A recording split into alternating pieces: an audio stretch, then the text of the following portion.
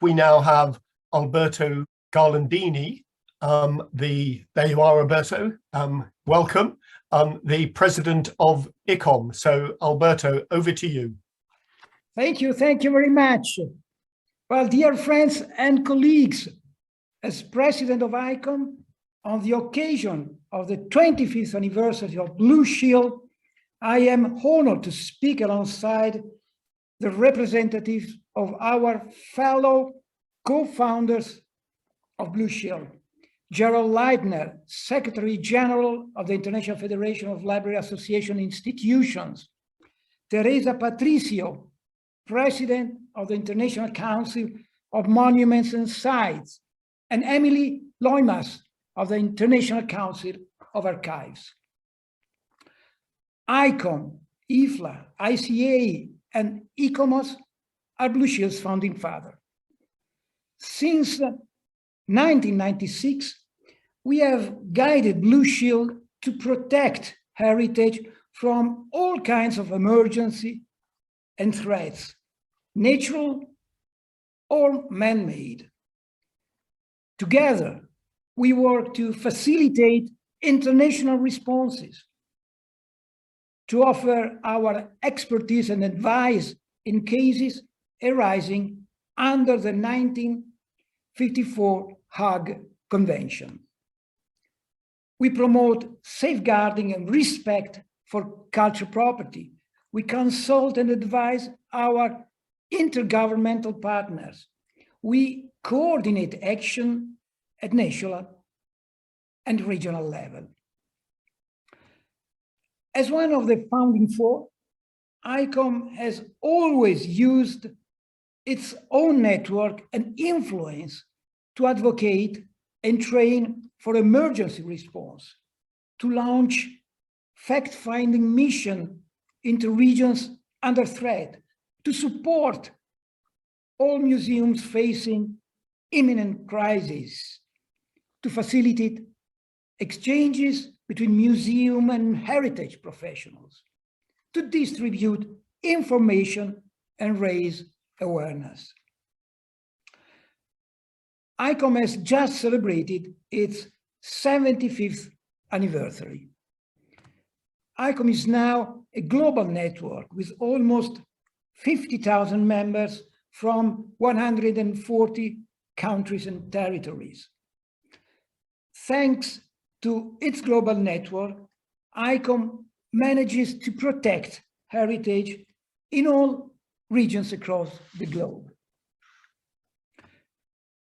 In 1996, my dear esteemed colleague and former Vice President of ICOM, Professor Patrick Boylan, together with representatives of the other founding four, recognized the potential of a joint action of the networks of ICOM, ICA, ICOMOS, and IFLA.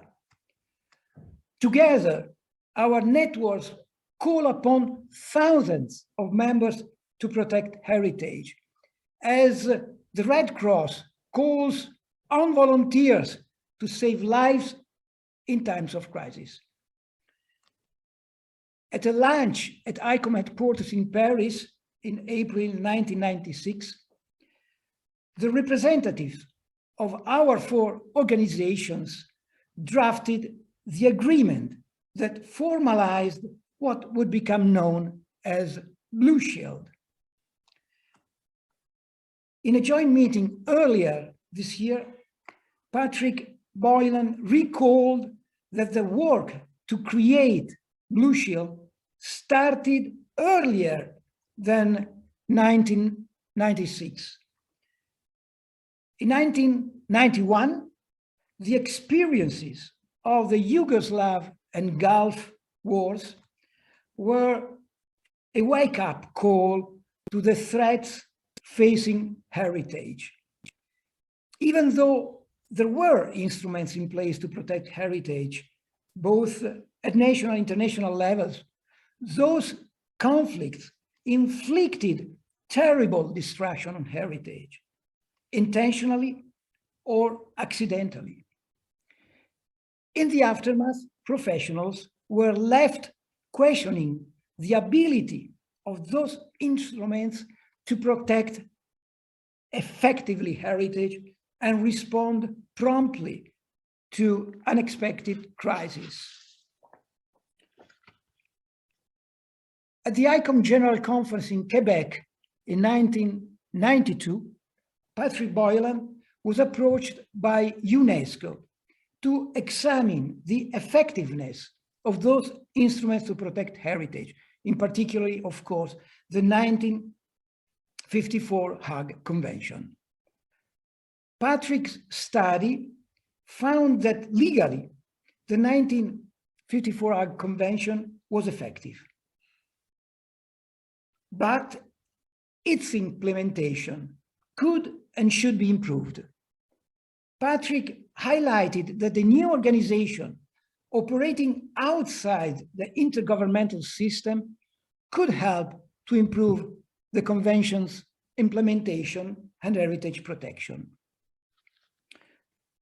ICOM, ICA, ICOMOS, and IFLA were the right non-governmental organizations to take up this challenge. Following April 1996 launch at ICOM headquarters, in June of the same year, the COOs of the founding force formally established Blue Shield. And today, we are here together after 25 years to celebrate Blue Shield's successful action. ICOM's most valuable asset is our global membership. ICOM members are active in ICOM's Disaster Risk Management Committee. ICOM relies on its members on the ground to provide information in extremely difficult and fast-changing situations. For example, in Mali in 2012, ICOM experts in the country managed to inform ICOM and Blue Shield about heritage sites under threat. ICOM and Blue Shield made sure that these sites and museums could be included on a no-strike list. ICOM has developed tools that can be used by non-museum professionals to identify heritage at risk. ICOM's red list of cultural objects at risk were designed in 2000 by ICOM experts to highlight the categories of objects that are subject to smuggling and sold on the illegal art market. For over 20 years, the red lists have been assisting military, police, and customs officers in identifying threatened heritage protected by national and international law. ICOM created the red list to fight illicit traffic of cultural property in times of peace, as well as in times of conflicts.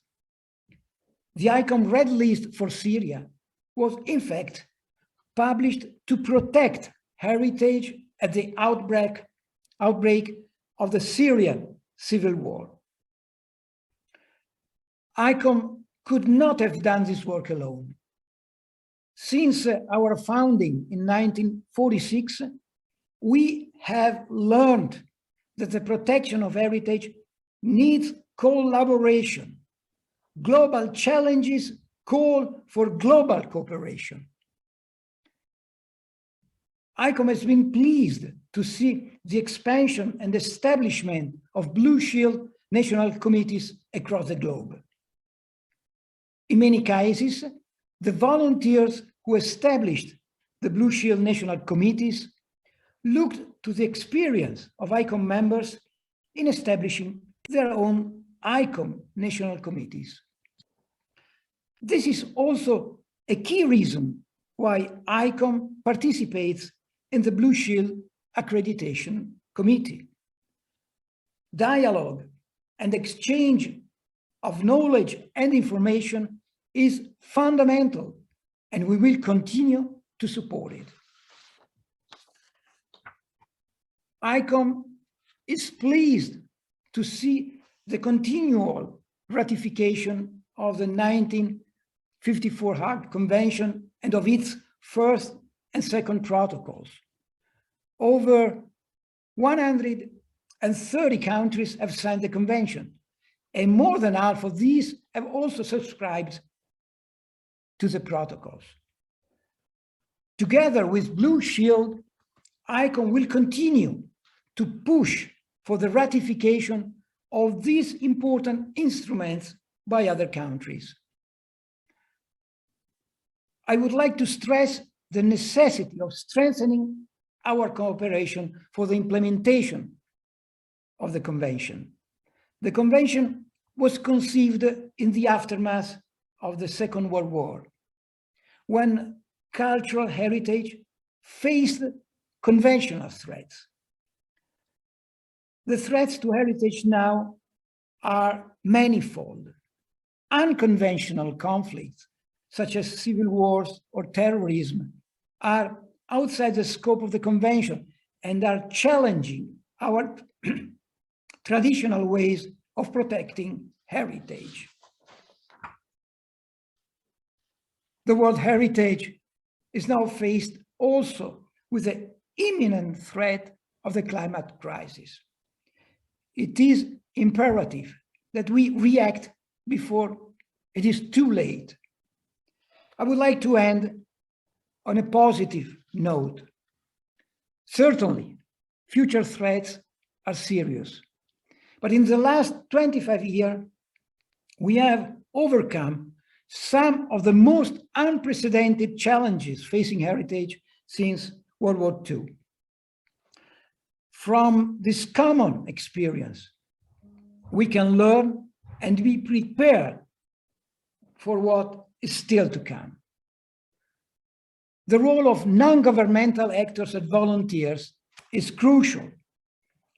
Blue Shield has received support across the world, and we could not have achieved the excellent results of the last 25 years without the determination and selfless dedication of our members. I am confident that we will continue our joint action successfully in the next 25 years and more. Thanks for your attention.